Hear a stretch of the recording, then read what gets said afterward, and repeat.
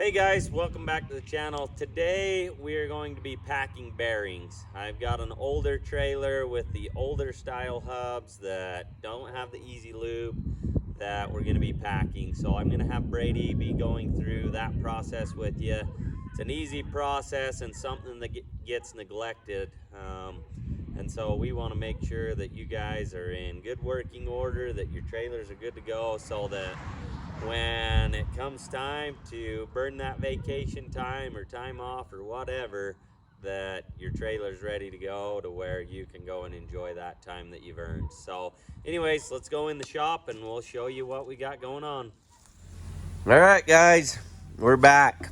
Brady's doing these bearings, so I'll have him kind of show you the process of how he does it. There's two different styles of these dust caps. Most of your newer trailers are going to have easy lube hubs, which means there's just a little rubber insert that protects the grease cert on these. This one doesn't have them, so if yours does have the easy lube hubs, you can just pump grease into them, but more often than not we see people pump too much grease into them and then they blow out their back seal. Once Bubba gets this all pulled out, I'll show you where that seal is and stuff and what's pretty common with it. But I'm gonna cut away from the video real quick just to show you what I'm talking about when I say easy lube. This is one of our camps and it's got these easy lube hubs on them. So what it is it's just got this rubber dust cover that covers, there's a grease cert right here. Okay. Now, like I say in the video, you just want to be very careful. This is fine yearly, you know, put 1 or 2 pumps in it. But if you do, I mean, a lot of people, they see this greaser and they think, go, pump, pump, pump till grease comes out. If you do that, you're going to be in a bad way. Your brakes aren't going to work, as I refer to in the video. So anyways, that's what I'm talking about when I say easy lube hubs.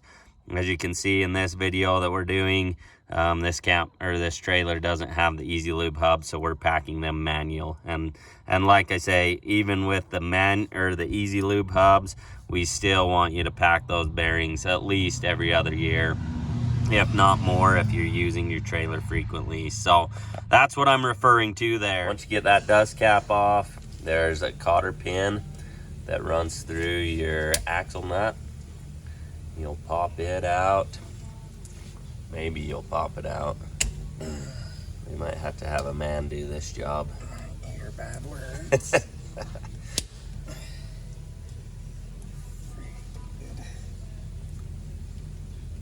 hate these things. Don't worry, we'll edit this video so we make it look easy. God, dude.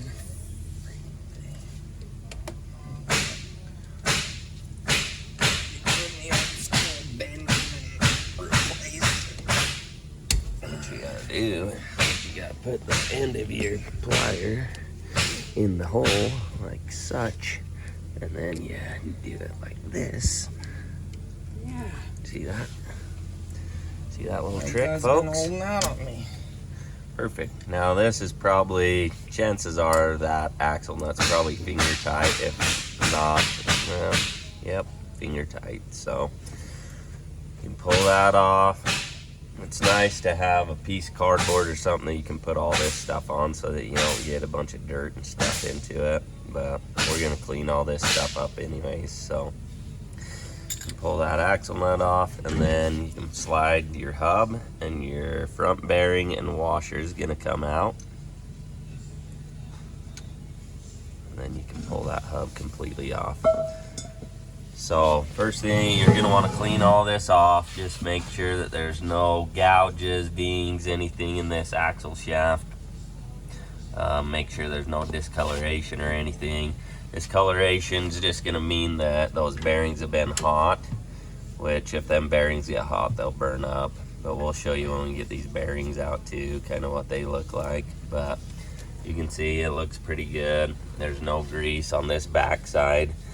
Okay, because that's what happens. I mean, where this one doesn't have the easy lube hubs, they're probably not going to blow that seal out because they have no way of putting grease in other than manually. So, but on the ones with easy lube hubs, they'll just there's some holes in these axles right where the bearings sit, and they'll just pump and pump and pump until it blows this seal out, and then it lines all your brakes with grease and stuff. It's a bad deal. So don't do that if you have easy lube hubs. 1 or 2 pumps will go a long way. So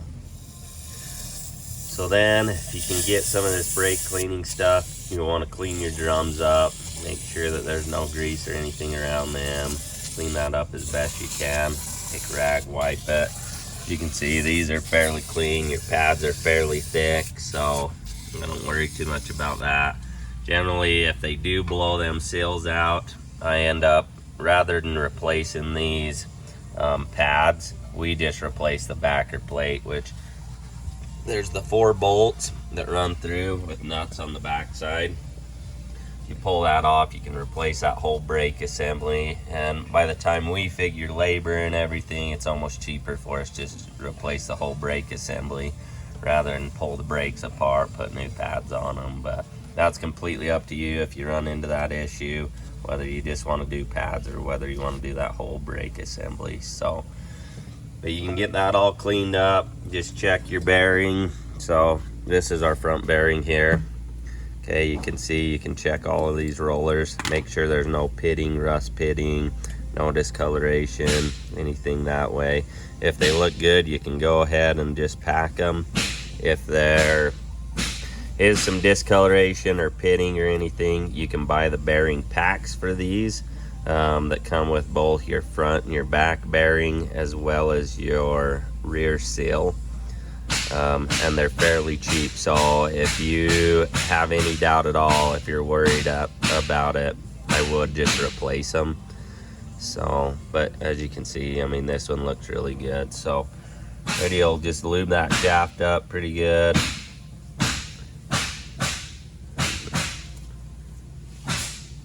And then if you get just a bucket of grease too, this probably makes it easier than trying to use the grease gun or anything that way. You just take your bearing and just work grease into it. Put it on the palm of your hand and then scrape it into that inside lip.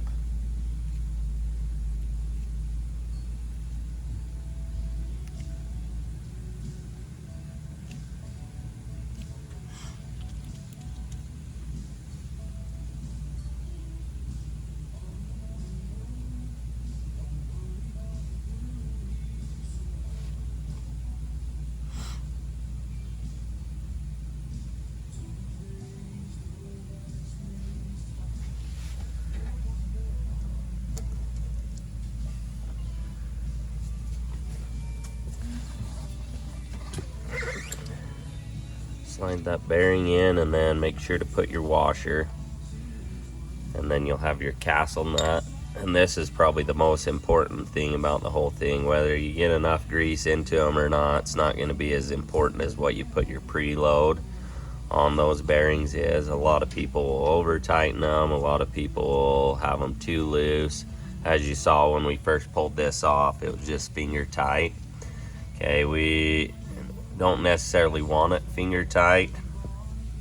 What we want to do is we want to take our torque wrench, and as you spin this hub, as you can see, that brake's kind of touching. That's kind of what you want, but as he tightens this is going to center up.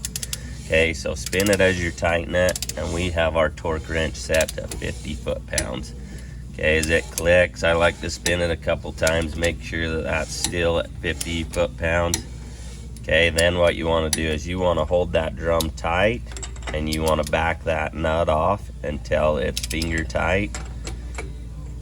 Okay, and then you'll tighten it back up, and then I go a quarter turn.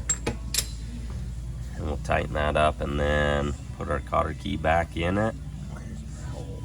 And that one should be done. We'll put our dust cap back on and move on to the next ones. So pretty easy system.